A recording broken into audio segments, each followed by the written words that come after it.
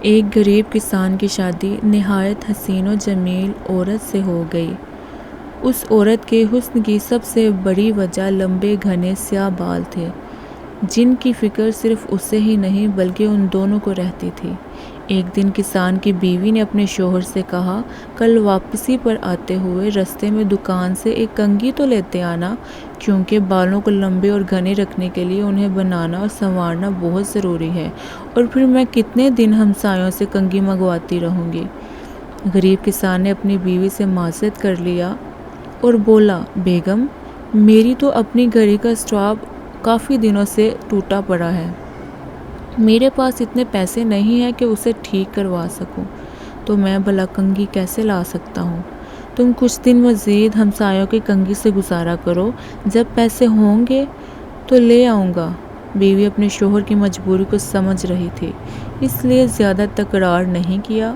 کسان نے اس وقت تو بیوی کو چپ کروا دیا، لیکن پھر اندر ہی اندر اپنے آپ کو کوسنے لگا کہ میں بھی کتنا بدبخت ہوں کہ اپنی بیگم کی ایک چھوٹی سی خواہش بھی پوری نہیں کر سکتا۔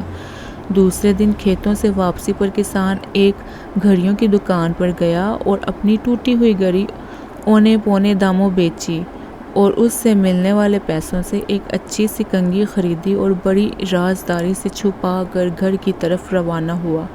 اس نے سوچا کہ گھر جا کر بیوی کو سرپرائز دوں گا تو وہ بہت خوش ہوگی۔ جب وہ گھر گیا تو کیا دیکھا، اس کی بیوی نے اپنے لمبے بال کٹوا دیے تھے اور مسکراتے ہوئے اس کی طرف دیکھ رہی تھی۔